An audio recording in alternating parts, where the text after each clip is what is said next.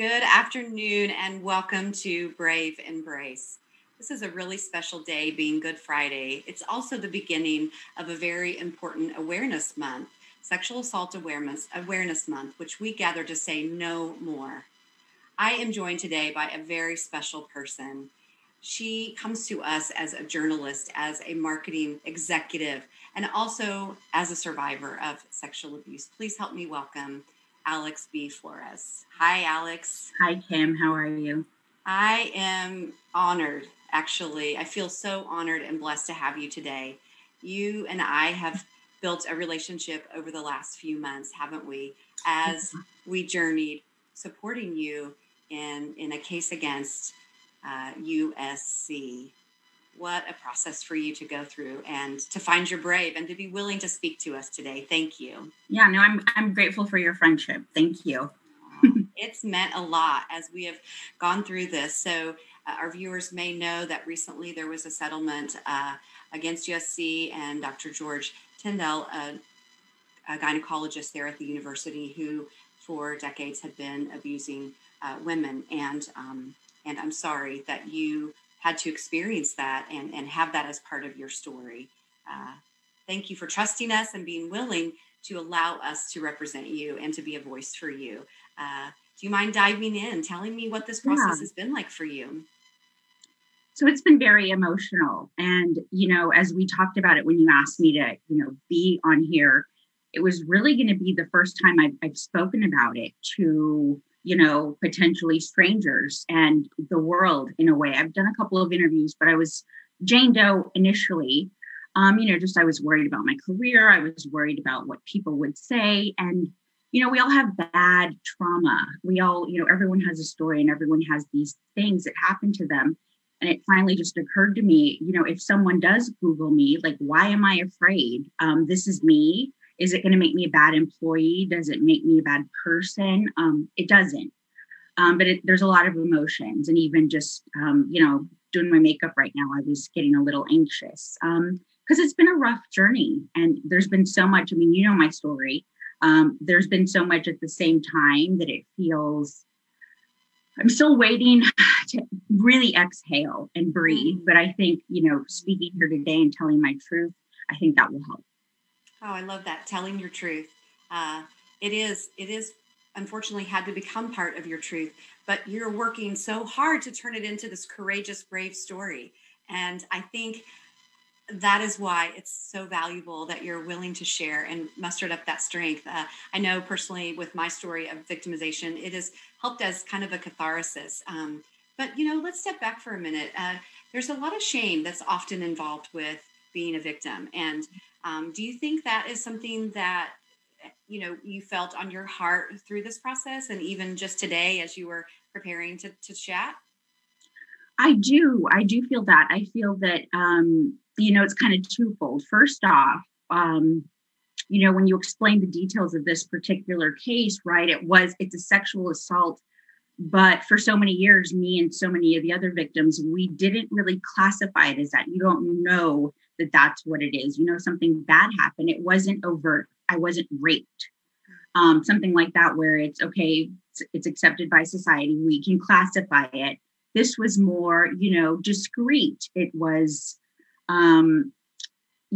something that a lot of people don't talk about. And like I said, we didn't realize that that's what it was until years later, just a couple of years ago. And, just the whole victim word, right? I mean, society is all about, positive affirmations, endorphins. You're not a victim, you're a victor. But a lot of times, no, you are a victim. It doesn't mean that you have to go out there in the world and feel sorry for yourself and feel like, woe is me. But there's just, twofold, like society just wants you to just like get up, get over it. But there's so much more healing that takes place, that needs to take place, and that people need to talk about and share. And I'm still working on it. I'm 41 years old, and I think I'll be working on it for the rest of my life, right? Everyone's a work in progress. What a beautiful message, really, of perseverance. I love that, Alex. And that untold story that's been inside of you, that untold hurt, not being able to identify it and find restoration or get accountability right away. That added, I bet, layers of hurt and trauma. So take us back to that time. I know you moved to California to go to school. Everything was in front of you. You were excited, really just energized about the possibility. Tell me a little bit about yourself at that time. Absolutely. So, I was born and raised in El Paso, Texas, and was all set to go to Austin, UT Austin, because that's what everyone does. Oh, And at the last minute, I had this amazing opportunity to go to USC, and I knew that I wanted to be a journalist, and I got a journalism scholarship. So it was like wild horses couldn't keep me in Texas. I just got in my car, me, myself, and I, and went to LA when I was 17. And it was completely overwhelming and exciting at the same time. And just, yeah, you feel like the world is, anything is possible. And I had a great experience and loved my school. There was a lot of great things that happened. Football games. I was in a sorority. I made great friends. Of course, being in Los Angeles, the beach. And, there's this negative, situation that happened. And that's one thing I've always maintained, was that no matter that something really horrible happened there, I still am so proud of my school. I'm so proud of my experience. I am proud to be a USC alum. But it was my sophomore year, and it was my first time experiencing a gynecologist. I had originally gone in, everyone part of the student health insurance, you go to the health center. And I had a sore throat. And I remember I was going to be traveling, and I was worried I didn't want to get a cold or whatnot. And I ended up seeing Dr. Tyndall, who was a gynecologist. I didn't know that he was a gynecologist. I didn't ask to see a gynecologist. You kind of sign up and they assign you someone, and you don't know who they are until you get there. It's very like, see whoever. You don't have a regular doctor, and I proceeded to, suddenly I was having my first exam, pap smear, a female gynecological exam. And I did not know what was happening. And I was so sort of shell shocked that I just went along with it. This person in a position of power, right. He said that we needed to get established. And I thought, this is maybe what all the women have to do when you're coming into the clinic. And I just kind of froze. I was just, whatever he said to do, I did.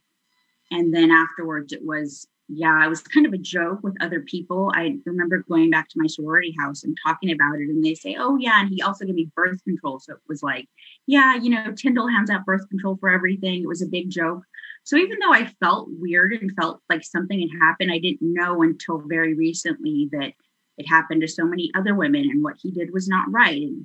And it just when I kind of realized it a couple of years ago, my life kind of exploded. My dog died. I got divorced. I was hospitalized in a mental institution. It was just a really horrible time when you realize, hey, all these things that I'm feeling that I can't quite identify, it's a culmination. And it was just, my life imploded or exploded. Oh, what a bridge from, where you have been and who you are and your hopes and dreams to the reality of what you'd experienced and the violations that were creeping up inside without being able to put really a word on them. I just think about the cloudiness that may have caused inside, and just how that led to a really difficult path in such a young time. So you went in for a sore throat, correct? Yes. And ended up with a gynecologic exam and birth control and really a violation of your body. So that was the pattern of this predator, right? Yes. You said the first exam, you were a sophomore. I think if we all stop and think of our loved ones around that age, male or female, being violated in such a way, I imagine, set you on a trajectory of again, a lot of that cloudiness. So much cloudiness. Like I look back, and of course, you and I chatted, I've done so many therapy sessions, hypnosis. I've done, you name it, in terms of natural healing, to try and really get down and analyze this. I mean, I did an extensive, really intensive, I should say, outpatient therapy program for 4 months this summer following all of this, when I sort of first, realized what was going on, to try and heal, because you don't realize I've had, a string of failed relationships. And I'm not just talking about romantic, personal. And there's that drive inside of me that has always felt just not enough, right? Why am I not enough? Why am I going crazy to project this sort of perfect image, and I have to do everything perfectly, and so worried that someone's not going to like me, and people pleasing. And there's so many things that come along with it that you don't realize that are in your psyche because you've been violated.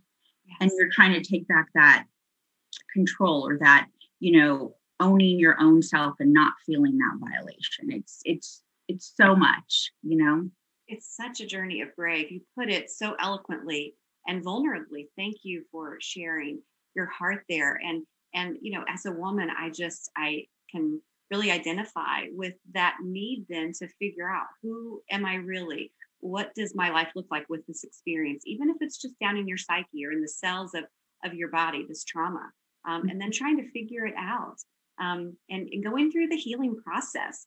I love that you talked about some of the natural things that you've gone through and some of the inpatient. I think, as I share with other survivors, that's a key for me as well. Years of really being willing to access help. It wasn't always perfect, right? Sometimes there are stumbling blocks and setbacks, a couple steps forward and a few steps back, right? What do you feel like was a turning point in some of that healing process you were going through? I think that, it was a lot of therapy, and it was a lot of just really being honest and having those conversations with my family, and primarily, my ex-husband and his family, and really having him understand what was going on and forgiving myself. It's still a work in progress, right? But really being able to say, all of these things happened, and there is a reason. And at the time, I was making the best decisions that I could for myself, but I didn't know what was going on. And, life happens that way. And if I could take certain things back and certain behaviors, because there was that fight or flight in me, when something bad is happening, I now just want to get away, right? Instead of talk it out. And I think staying and having brave conversations with people and just being honest has been a turning point, and really just working on myself. I've been I've been on my own, I should say, for the past couple of years since it divorced me and my dog. And, everyone's like, you should date, and someone will try to introduce me to so-and-so. And it's just, I'm working on myself. And I think it's a work in progress, right? But just really being able to say, I am going to do whatever I can, even though I have bad days, to love myself. What's the next thing that I can do to love myself? How is anyone else going to love me if I don't love myself? So just really realizing I'm okay, and I'm going to be okay, but I have to continuously work on myself. It's a continuous kind of uphill battle, right? To rewrite our story. I share that about my own journey sometimes. And like, I had a light bulb moment one day that I was like, oh, I can rewrite this story, even though this horrendous experience happened. And, the rest is up to me. And the courage, though, that takes. I especially want to go back really quickly to the moment you said, you still have such passion for the university. You still are proud. So that adversarial kind of dichotomy of feelings must have been tough as well, trying to process that and kind of unpack how you had hurt around that, but then also the love and the excitement of being an alum. Yeah, it is. It's certainly difficult. And, some of my college friends, my best friend, she's one of my best friends since college. And she's in one of the photos that I sent you. We talk about it all the time. It's crazy because we had so many amazing experiences in the Weekender in Berkeley, but yet this horrible thing happened. And I don't know, I kind of compartmentalize, which I think is what a lot of people do, with things moving forward. I even applied to a job a couple of years ago at USC. It's just, when I go to LA, I visit and I get, go to the bookstore, and I think that's the reason why I wanted to be a part of this case and sort of speak about it, because I love that school so much. They've, made a lot of missteps, certainly. And I think now, as we come to the closing of this case, there's an acknowledgement, right, of, okay, bad things did happen, and they acknowledge it. And I want there to be that change. And I don't want anything like this to happen to anyone else. And that's kind of why I did this, because I do love USC, and I still do. And no matter what they've done and what scandals have gone on, I think anybody can change for the better. And I hope this is a step in the healing process for everybody else too. I Agree. So let's talk about that word change for a minute. Mm. You and I remember in a conversation we were having, we're kind of breaking down what it means to be brave. And is that the same thing as strength and being strong? And then how does that equate and equal to change? We want to see the university and academic institutions all over, also institutions in general, like Boy Scouts of America and the different, clergies, to stop allowing and enabling some of this abuse. So by telling your story, I know that's opening a door for people to to bring light into it. What are some other ways to bring change, do you think? Do you mean like personally or on, a university level for all of these places? Yeah, I would say both, actually. I know you love to, have ideas about how change should happen. So either getting involved with lobbying or getting Mhm. involved with nonprofits or just efforts, even like the recognizing the Sexual Abuse Awareness Month, things like that. Do you think those things move the needle of change forward? I think they definitely do. I think that's one thing, and just speaking with you is always so, I'm so grateful for it because it does allow me that hope to feel, okay, maybe I can do these things. There are these whispers in your mind, like where you just feel aligned. And so, since this all happened, I have gotten involved. And by involved, I mean, I've joined certain organizations, but I haven't been brave enough to connect. But for example, NAMI, um, National Association of Mental Illness. There's a big component to that and all of this. When I was going through, in 2018, realizing what had happened and, my divorce and everything, I was having a mental breakdown processing it. And it's, again, there's still a stigma. Everyone talks about it. And whether you're a survivor or not, there's still a stigma about talking about those things. And I am looking at ways that I can contribute, maybe write for them or tell my story or everything that's happened in the last couple of years in the news with all of the protests. It just like reaffirms. And I've had to be selective with my news watching, right? Because I feel like so many of these incidents that are going on involve somebody and their mental health and somebody not being able to properly respond and help them. Somebody who's in the middle of a mental health crisis, there's very specific things that you need to do to help them. And handcuffs are not it, is my belief. And I have this title for a book that maybe I want to write. And I think I've shared that with you, right? From handcuffs to hurrah. Yes, yes, which I love. I mean, I am just tearing up now as I witness and I see in my mind's eye like this transformation for you of the experiences, and here we are today, and really planting seeds of hope about how that can inform and encourage others. So you mentioned the handcuffs and the hurrah of breaking out of that. Do you mind telling us a little bit about the experience where you realized mental health and how important it was and how people didn't address those situations correctly? Right. So, I had been in therapy off and on, throughout my life. I think it's really great to, everyone's got friends that you vent to, but at a certain point, right, they're like, okay, we've had enough. You need to go see a therapist. So, I did that off and on. And I think that in 2018, when everything was going on, and I had mentioned my dad had died, my dog had died. And then I was having these conversations about Tyndall and what went on there, and then trying to explain it to my husband at the time.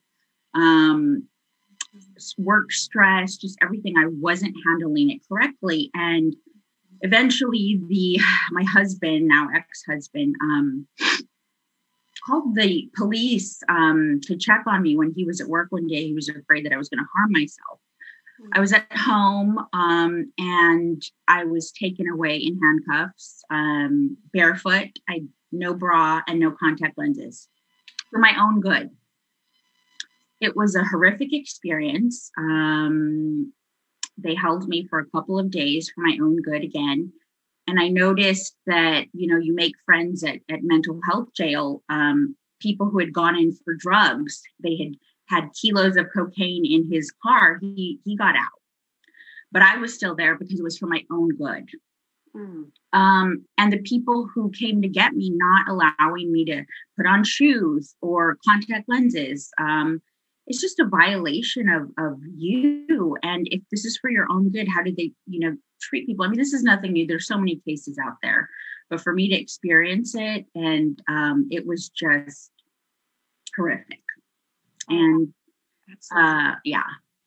I mean, and this is in the months after, or in the same year that some of this with USC had hit the media, correct? And yes. It was the spring of 2018. Mm-hmm. Okay. So it was infiltrating itself and trying to come to the surface at the same time of these other stresses. And I've lost, my parents and a pet recently, and that is true emotion and loss. And it's like you're off center, like you kind of flipped a little. But then to hear that in your well-being and for your good, they had you with blurred vision, you couldn't even see, not even with the garments that make you feel secure and in posture, right? And then you're kind of locked in this facility.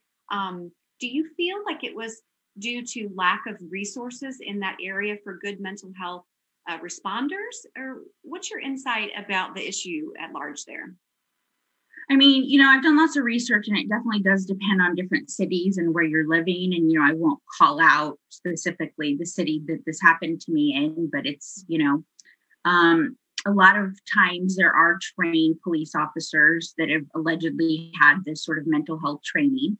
But what I was also told by a lawyer who I contacted afterwards in this particular community, he said, Alex, I'm not able to take this on because in the same situation, I have people who have died in these sort of situations. So the fact that you're still alive makes you not a great case, which is horrifying. So, it's what happened to me is even worse for other people. And it is a lack of resources and people who aren't trained, and they say that they're there to de-escalate and it's for your own good. But I refuse to believe that in any situation, I wasn't, violent. I wasn't, angry. It was just, we're taking you away for your own good. And that did more harm to me than I think anything else. And it happens all the time. And it's just it's really unfortunate.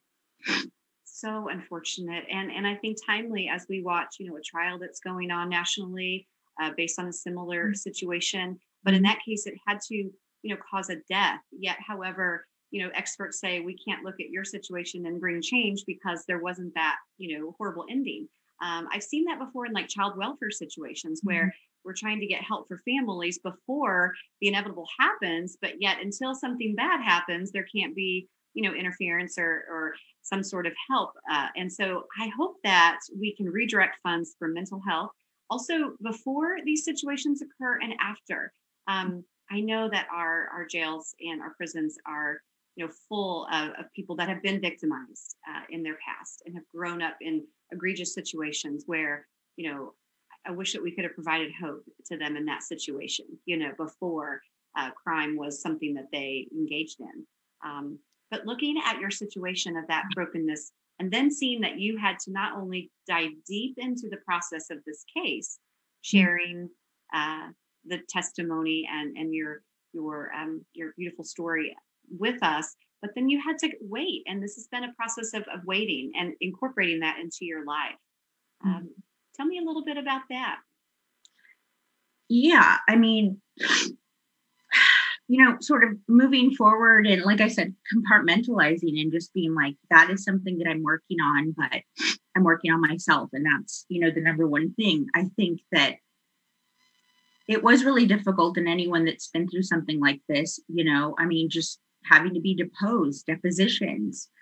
I even, when, your office, my attorney's office, was getting those medical records, I hadn't even looked at them. I was too scared. I lived in mental health jail. I don't want to look at them. Eventually I did force myself to, and I had to stop. I mean, the things that they write about you, and it's like another person. It was really hard. And just having someone see all of that and see that, you were in a really bad spot. And it's just, I felt very vulnerable and just very exposed, and having to talk about that, it sort of triggers it again. And it was pretty bad. but I'm, everybody at, my attorney's office was so respectful, and they know things that I don't know about myself because they've read those medical records and I refuse to, it's okay. It's okay. A realization for you having to face that and read it and understand, like you said, another person's perspective of where you were emotionally at that time. Right. Very troubling. Mm-hmm. I'm so glad to hear that the attorneys and staff at D. Miller and Associates were supportive. I know we have some rock star attorneys, Andy and Rochelle, and our team, Kenyon and Sean and Randy and Mary, just people that really care about the process. And I'm honored to really be able to see that hopefully brought some restoration for survivors and some healing along the way. Instead of just here's a judgment, but have we been moved? Have we been transformed? I know you lean daily into healthy practices, and you have a beautiful dog, Effie. Yes. That is your prized possession, right? Tell me why I get up in the morning sometimes, right? Yeah. So how have you now, this week, really been able to kind of balance and look at and own, as you look in the mirror, kind of where you are today with Effie by your side? I mean, right. I think the dogs are such healing creatures. I mean, she's been with me throughout really dark days when, sometimes you don't want to get out of bed, and I still have those days, but then she's licking your face and being like, you got to get up. But I think just doing the things that I know I need to do to make me feel better, whether it's, we talked about, I visited a Buddhist monastery a couple of times, learning how to cook healthier, going to different dog parks, yoga, exercising, meditating, reading self-help books. I mean, whatever it is, even if I don't feel like doing it, I know that I have to do it. And also just being kind with myself. Like some days, they just stink. I'm tired. I have really bad allergies, and I'm just going to take it easy, and I have to just allow myself and give myself grace and kindness. It's hard though, it's hard. Those are such actionable tips though, that you're sharing. And I appreciate it from the bottom of my heart.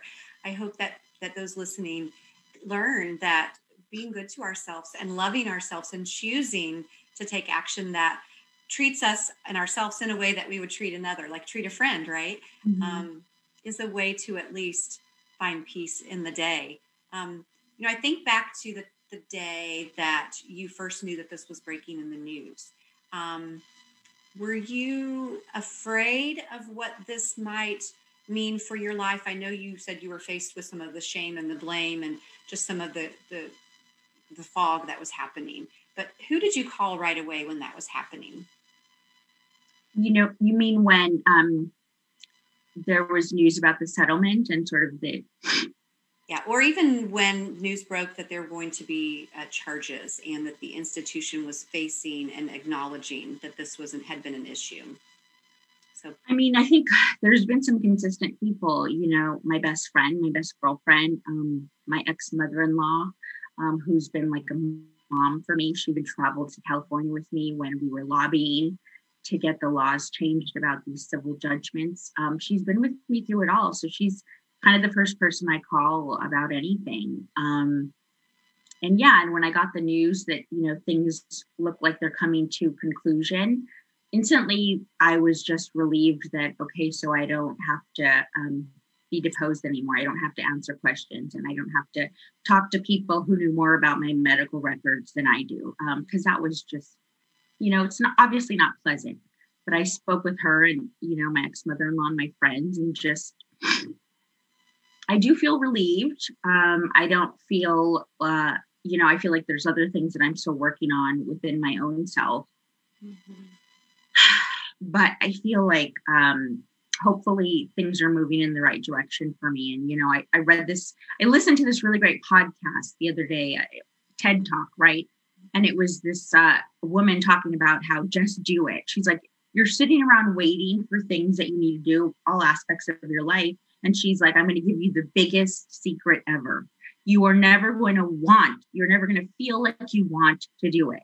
do you think people sit around and feel like exercising or feel like dieting? She said 90% of our issues can be solved because we have to get over the fact that we're never going to feel like doing something. But in order to create those healthy habits, we just have to do it, right? Just go on autopilot, just do it. Because I'm never going to feel like, okay, I want to do this, or I want to be healthier. I don't know. You know what I'm saying? You have to make yourself do it in order to reap those positive benefits. So I thought that was kind of interesting. It's profound. It makes me think, though, so when I'm fighting myself that I really want to eat chips and queso, I should probably instead say, I just have to get out there and take a walk. Change that habit, change that pattern. Yeah. So profound, though, just a few words like that, right? Like the biggest thing is she talks with that I'm working on is about your alarm clock. Like how many of us, it starts with the first decision that you make at the day, like at the start of the day, which half the time, at least for me, I can agree, is your alarm clock. Do you hit the snooze? You've already started off on a wrong foot, right? Like, so don't go crazy and be like, I went crazy and was like, okay, I'll wake up at 4:30 a.m. and I'll do a million things. Yes. And it was like, okay. Stay with that. Maybe we'll start with like 6:30 a.m. and then 6 a.m. and then like be realistic. But that's the big thing. She says, do not hit the snooze button. Oh, I mean, it's such a simple thing. And I have to confess, I did hit the snooze button this morning. But the funny thing is I get plenty of sleep. And so when I do that, you're right. It's like I'm making a decision to be a little less productive and a little bit more lazy, I guess. So those things are really about choices. I love that.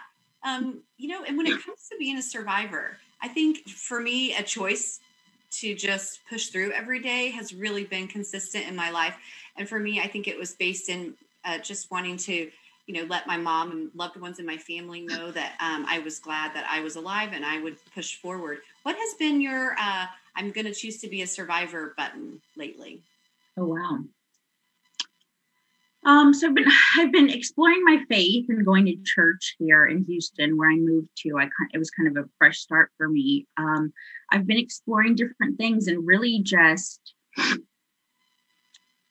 thinking about, okay, so I do believe there is a plan. I believe that, the harder the hardships you go through, that once you get to the other side, it's going to be so worth it and even better. And you're going to realize all these things didn't happen to me. They happened for me because now look. So I'm expecting some fantastic situation on the other side. I don't know what that is. But the other side, I just mean like when I feel I'm, happy in my life again, where I feel like I'm living my purpose. And I feel like I'm getting there.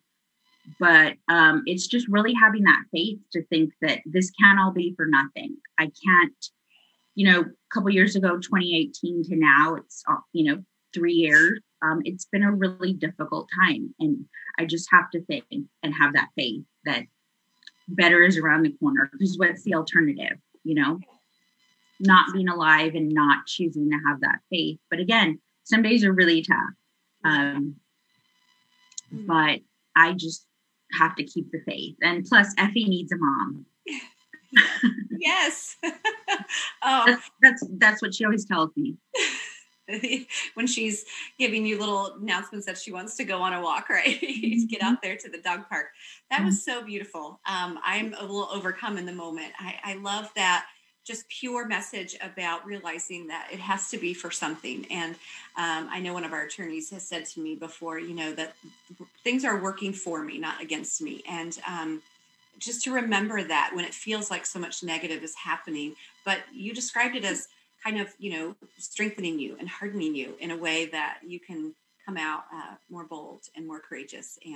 And that's what's all in front of you. Do you anticipate, I know you're a marketing executive and love that, but there's some dreams around maybe something to do with pets and some nonprofit work, right? Right. I mean, Andy always says, the world is out for you, not against you. And that's kind of where I believe that the things are happening, for me, not against me, even the bad things. Right. So, yeah, I am allowing myself to dream a little bit and think, because I kind of have been in this weird sort of, where do I belong? When you're married and you have a life established, that you think that this is kind of where the trajectory of your life is going, and then everything's just not.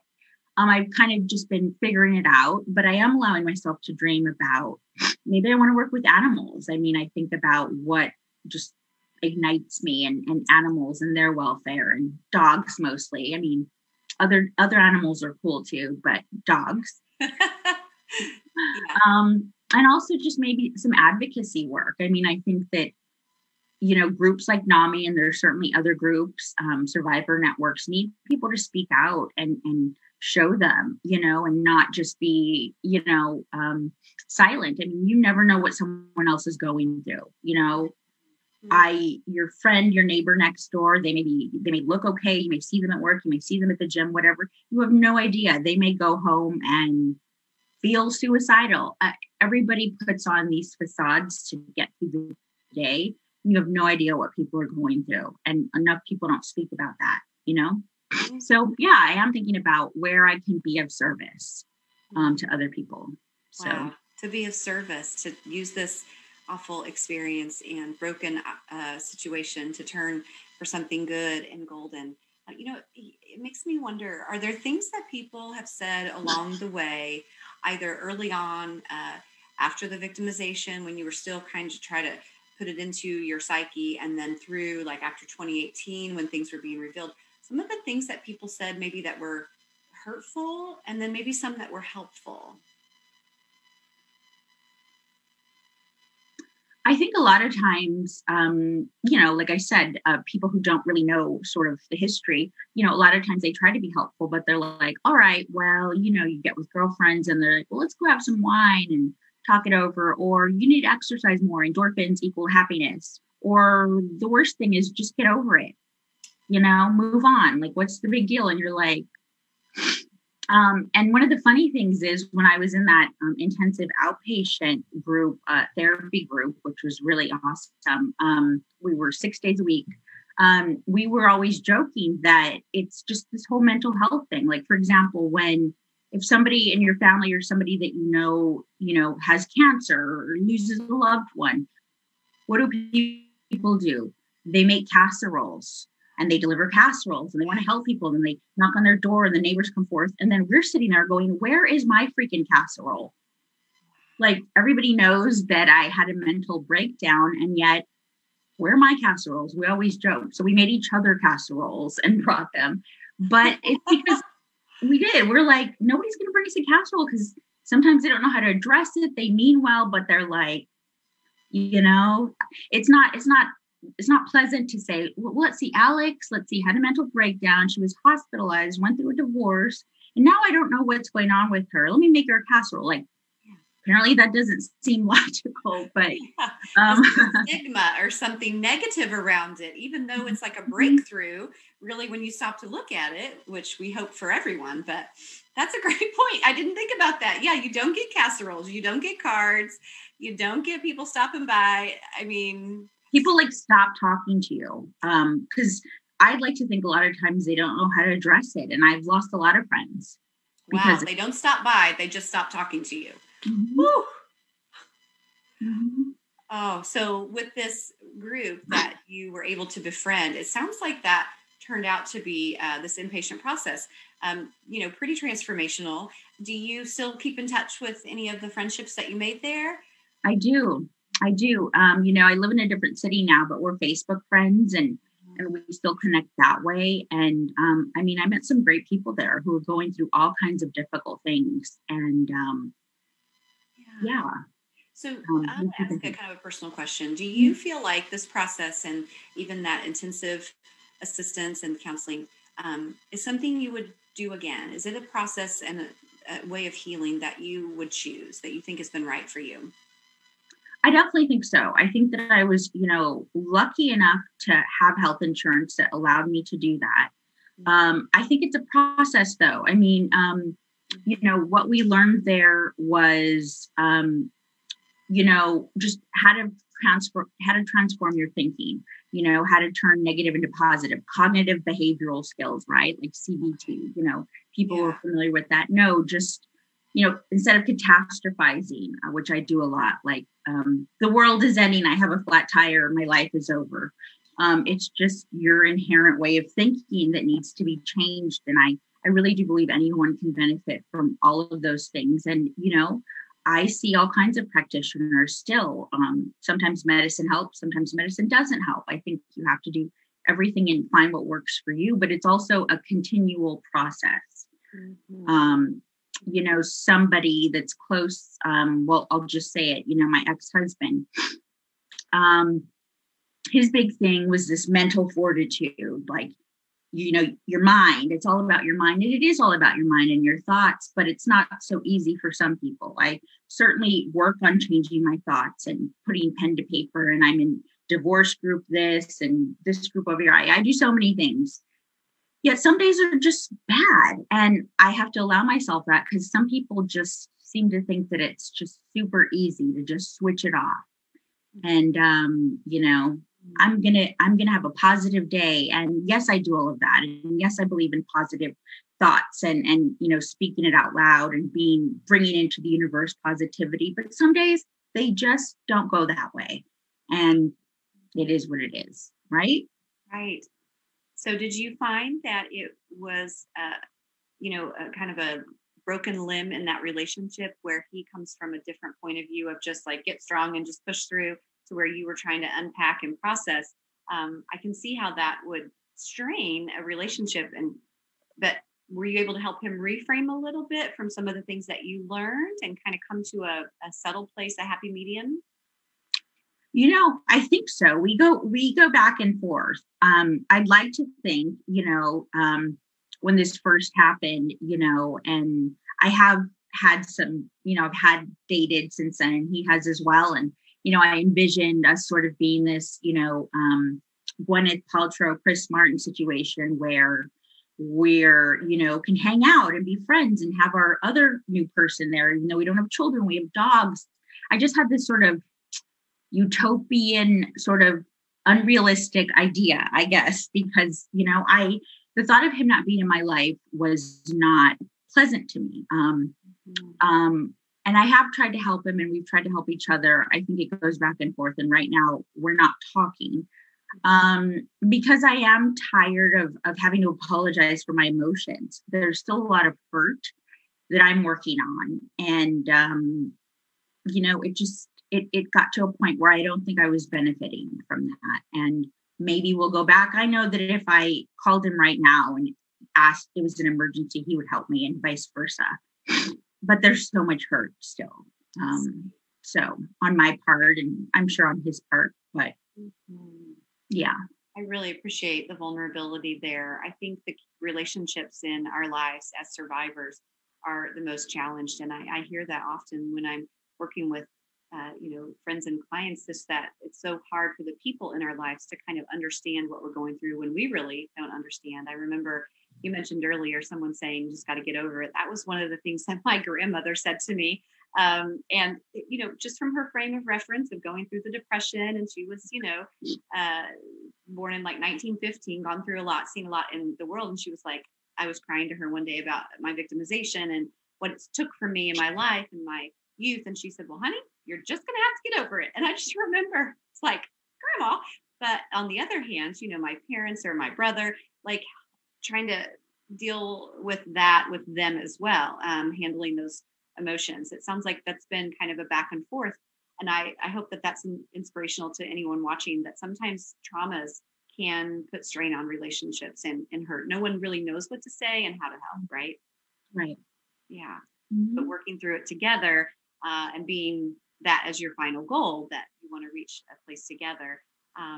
So these therapies and different processes to unpack. I shared lately with some friends that have school-age children, and just learning about some of the mental health crises that they're in right now. I'm sure you've seen some reports about that and your journalist mind, just, the differences in what they're facing and how to process and heal. And my friend's daughter said, Mom, I think I might need to seek some counseling. And I was really proud of that family, that was an okay thing and that was a safe thing.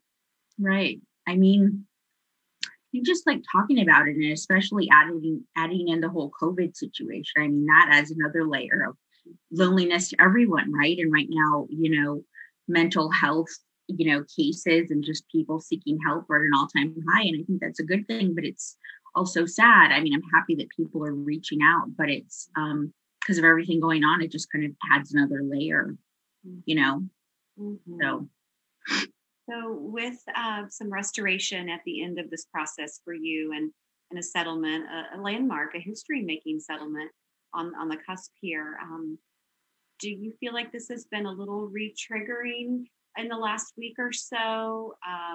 Or is it finally like the other shoe is dropping and you can breathe?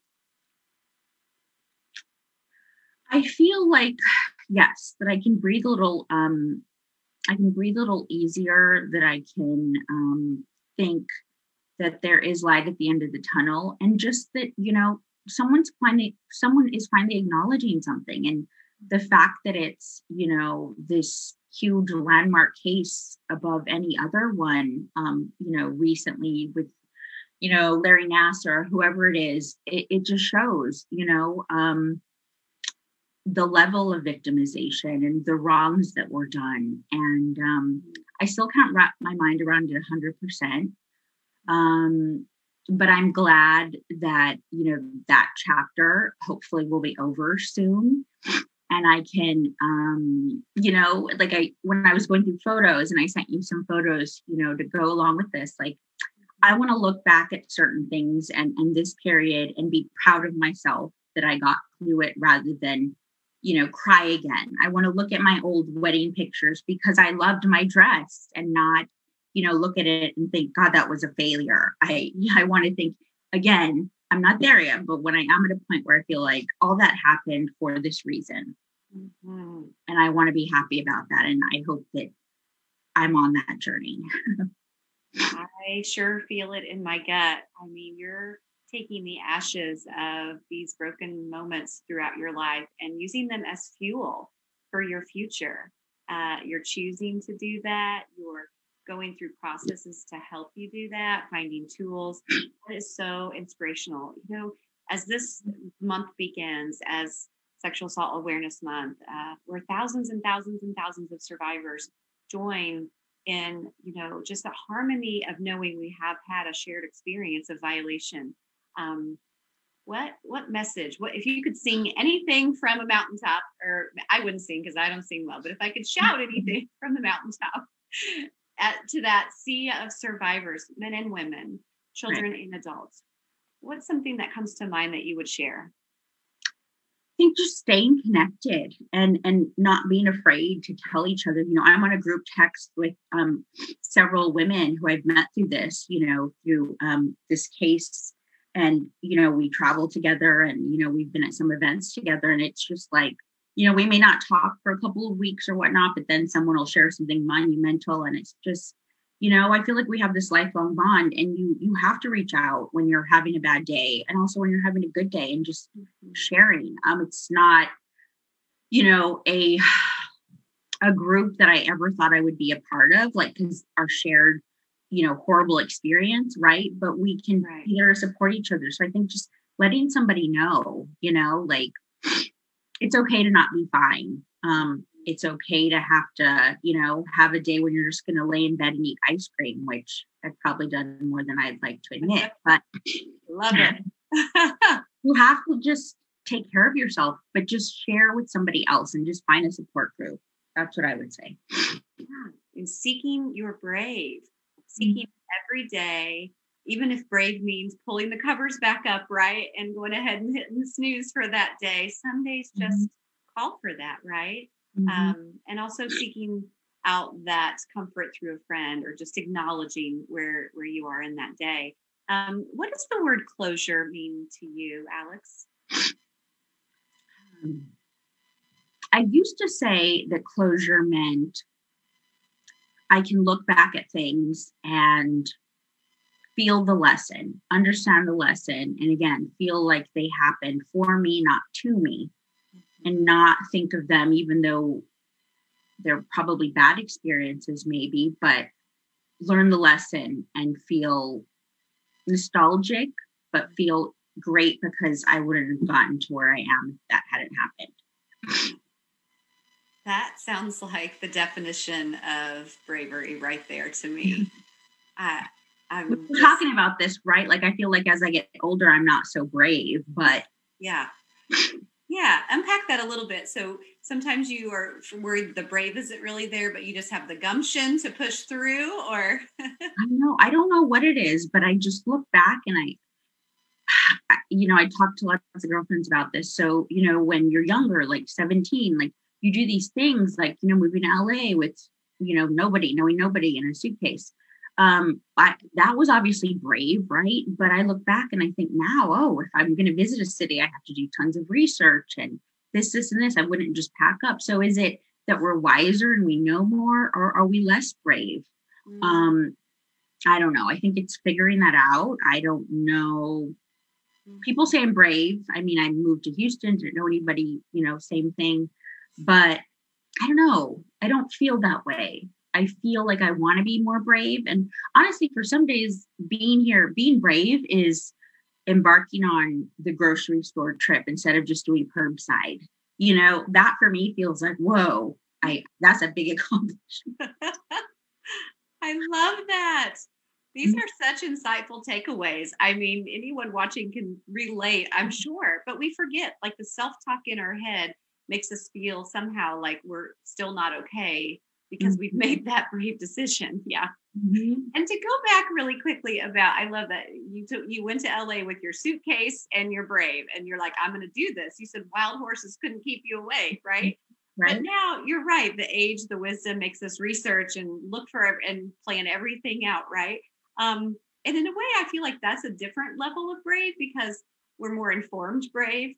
But just willingness to, I think, still dream, to me, feels brave. Like the willingness to still believe there is so much out there that I can't even think to plan for or dream of, right? It's all better than I can even dream. That gets me excited and makes me feel brave. Yeah, and I get that when I talk to you because, as I said earlier, most days it's like, where I'm at on some days, it just feels like, whoa, the bravest thing I can do is get up and just have another day, like get on with it, do what I need to do and have that faith that something is around the corner. Something that's going to get me excited about my life again. And don't get me wrong, I'm excited about certain things that are going on, but it's just feeling that, you have a purpose again. And I want to get there again. After all of this. Purpose. I love the word purpose. I heard a quote and I've written it in a lot of the fronts of my journals, being in purpose, on purpose. Whatever that looks like, but just being willing to find that purpose. And it seems as if this new chapter is unveiling a beautiful purpose for you as you're finding your way. And I know us at the D. Miller Law Firm are so happy to be a part of that with you and me personally, just to, have this new sisterhood that we've formed and the friendship to watch each other and encourage each other. So I know you have others that are part of this process in suit. And what are some encouraging words you'd like to leave with them if they may be feeling stuck or like a little re-victimized or traumatized right now with this kind of coming to an end?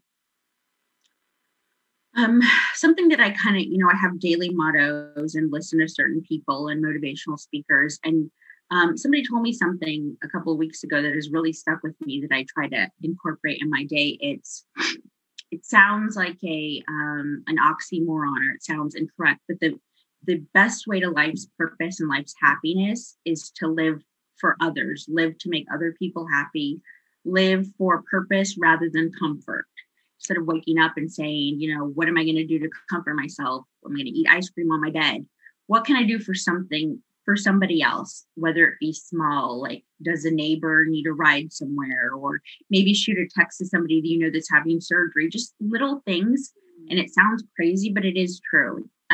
Instead of waking up and thinking like, what am I going to do to make myself happy? Really, what can I do for somebody else to make them happy? And some days it's hard, right? Because you just think it's little things, and I get in that way, but it's, again, the focus on self can breed the victimization again. And I don't want to do that. And I fall into that trap too. So that's why when someone said that to me, it just sort of struck a chord. What can I do for somebody else today instead of myself? That is beautiful. That is writing on the mirror in lipstick worthy. I love that. Wow. I just, I feel so encouraged. I see you as like this beautiful butterfly, not to be all weird, but just like with the pressure and the stress and everything that has been in your life for the last 5 years and this journey, and now the unveiling and allowing of you to come out with these beautiful wings, to be in purpose and to be serving others. I mean, that's, I think, my favorite thing that you've shared today is your heart to serve and to have that faith, and your willingness to work at it daily. Mm-hmm. It's a daily process, let me tell you. And I wish that when you mentioned closure, I want to talk about these experiences without crying. But they're still so raw, and it's still very emotional. Though, I feel like your tears truly, they're water for someone else's, soul and garden. They're like a salve or a comfort. They're beautiful. And for you to share vulnerably and for the message for all the other survivors in this group and against the university, that your soul was not taken and you were violated and abused, but you are coming out strong on the other side because you're choosing to. It's such a beautiful message, and your tenderness and your vulnerability to share, I think, brings a lot of hope for people. Thank you. I really appreciate your kind words. I mean, life is hard, and anything that you can do to connect with someone else and just be positive for them and support them, I think just do it. You have no idea what someone else is going through. So that's so true. I picked some daffodils this morning before we joined together from the garden outside, which is my grandmother's former garden. And, we had a freeze here a couple of days ago in Kansas City. And so they had all bloomed and they were beautiful, but then several that morning were just bent over. And it was kind of reminiscent of what you and I had been talking about. It was like they went, oh, I just can't take it. These cold temperatures. Here I was ready to shine. But slowly and surely they came back up. But there were a few that were still kind of laying over looking sad. So I clipped them to bring for us today as a reminder that, they're still beautiful, right? They're still perfect. They just didn't quite have the strength to pop all the way back up yet. So I wanted to share them with you. And this is kind of like an example of who we are, right? We're bent, but we're not broken. Your positivity is really inspiring to me. I have to say that. Honestly. Well, I'm really honored to know you. And I just thank you for being willing to share with us today on Brave Embrace. I'm going to work towards a close. Is there anything else that you'd like to share or that No, I just think I'm not a victim, I'm a victor. That's what Joel Osteen always says. Yes. Oh, love his positive messages. Yeah. Feed your soul. Well, you definitely are a victor. And such a good friend to us all. And I'm so grateful. So thank you again for being here. To those watching, I hope that you're feeling as inspired and encouraged as I am.